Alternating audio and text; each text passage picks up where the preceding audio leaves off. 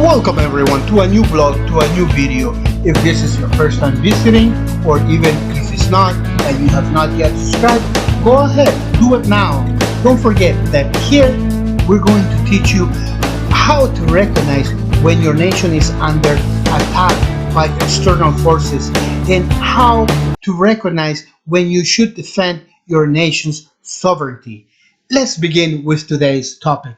Venezuela's government denounced a new plot of corruption and conspiracy from the part of the country's extreme right. The director of the United Socialist Party of Venezuela, Jorge Rodriguez, showed evidence that points to the political organization Voluntad Popular, the primary operative agent of destabilizing plans and the theft of funds from the Citgo petroleum refinery.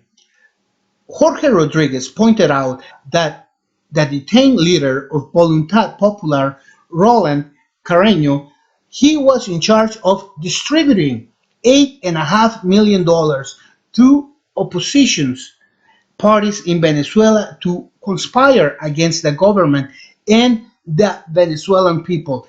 Director Rodriguez, Director Jorge Rodriguez or George Rodriguez said that Voluntad Popular used NGOs with evasive names such as Venezuela in the Present Future, AIDS Venezuela, AIDS Health, and various others. A portion of those funds ended in Colombia. The foundation Venezuela Present Future, whose founder is John Goycochi, served to pay the logistics and rents of the paramilitary camps in Colombia. Venezuelan government has denounced the Colombian paramilitary camps used by the neoliberals to terrorize his nation. The the terrorists trained in these camps have damaged Caracas' electrical system, water system, and refineries around the country, as other important areas in Venezuela. Part of those funds remained in Venezuela to conspire against the government. The funds also help the deputies to enjoy a good life, such as Guaido's brothers, Guaido itself, Leopoldo Lopez, his family, Antonio Ledesma, Julio Borges, and his family, plus others.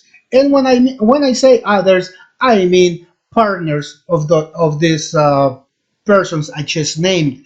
Some of them bought apartments, condominiums, vehicles for their partners because their partners were tired of driving or living in the same old place or the same old vehicle. Let's continue. Let's remember that this money got sent to them from the United States. This money comes from Citgo, Siege Strategy. Hmm? John Goycochi, John Goycochi spent 15 months in prison from August 16th to November 2017 after he was found guilty of inciting violence against the state after leading students' protests. He currently sits on the national board of the Voluntad Popular political party. He is a member of the transitional government for Juan Guaido. If and when Guaido takes control of the country from President Nicolas Maduro, Goycochi task will be overseeing the new government's energy department. The government described the recent attack against one of the nation's refining largest center plants a terrorist attack. The tower damage produced raw material for producing gasoline, something that the nation is lacking at the moment. A drone or a ship could have launched the missile. The plant was in maintenance for 4 days prior to the impact. This prevented the explosion of unimaginable consequence. This plant was getting prepped to increase the production of gasoline necessary for the Venezuelan country. The action was a terrorist act planned cruelly to damage strategic objectives. Fundamentally, to this plant called Plant 4.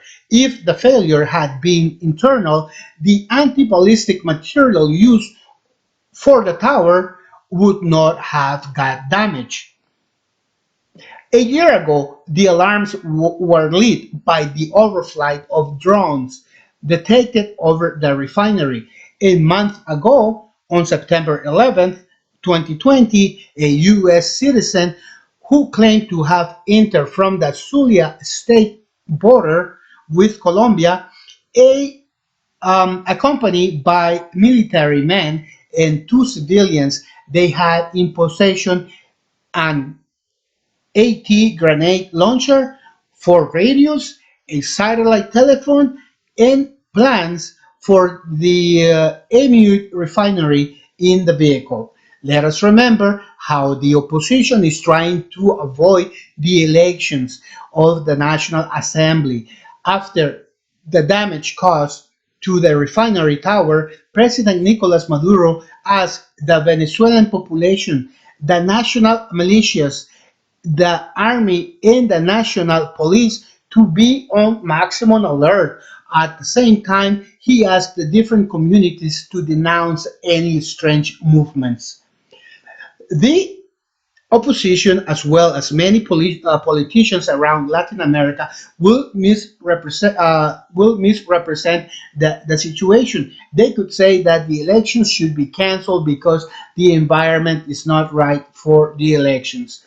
On October 25th, Leopoldo Lopez left the Spanish embassy and fled to Spain. Spanish politicians received him, according to the Spanish president Pedro Sanchez. The president of Spain has announced he will not recognize the next elections that will take place on December 6 in Venezuela. Juan Guaido, through a tweet, celebrated that Leopoldo Lopez escaped from Venezuela. Let's remember that Leopoldo Lopez was hiding from the law inside the Spanish embassy. All these actions are related to each other. I will explain it. Juan Guaido and Leopoldo Lopez are both leaders of the political parties Voluntad Popular, translated to English People's Voice. When Leopoldo Lopez received a jail sentence for corruption and crimes against Venezuela's citizens, Guaido replaced him. Leopoldo Lopez has ties with Spanish politicians and business people in Spain. His father, Leopoldo Lopez Gil, a Spanish nationalized businessman, activist, and politician of Venezuelan origin, in the European elections of 2019, who was elected deputy of the European Parliament for Spain within the Popular Party. Sounds similar, Popular Party, Voluntad Popular. The tree doesn't, the fruit doesn't land far from the tree. Hmm? Why was the largest refinery in all of Latin America attacked? Opponents of the Venezuelan government and governments that finance efforts to destabilize Venezuela want the elections to get canceled. They want to delegitimize the elections using the excuse of unstable environment. That the elections are fraudulent, they look for any reason to avoid the elections to the Legislative Assembly. The opposition knows that they will lose seats that are now occupied by Voluntad Popular members or People's Voice members. What they want is not to be ridiculed for having backed the opposition and Juan Guaido. Remember that 50 countries under the influence of the State Department supported the self-proclamation of Juan Guaido. Hmm? Let us remember that President Nicolas Maduro has called or sent that invitation letter to the United Nations organizations and different independent organizations to participate as observers to the December 6 elections to avoid any European organizations or Latin American nations subject to the State Department policies and political views. These organizations have lost their independence. And when I talk about Latin American nations, I'm talking about Lima Group. Hmm? And I have talked to you about Lima Group in other videos. So you could always find them.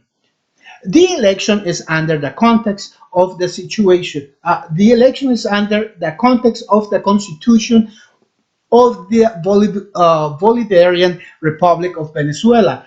At the same time, are part of the constitutional framework of the different international institutions, such the United Nations, American states organizations.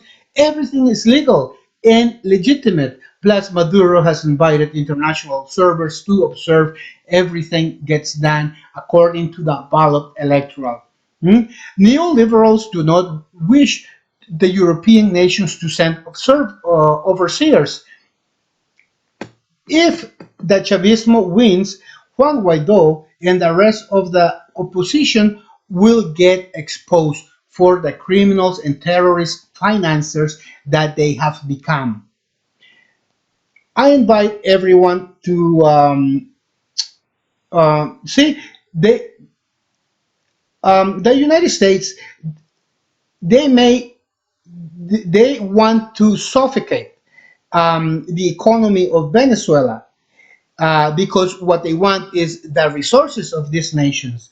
They may once they if they are able to suffocate the economy of Venezuela, they may even try to go into Venezuela to overtake the resources of this nation with all the resources found in Venezuela. The neoliberalists could take they could take the US out of the $1 trillion national debt that they have.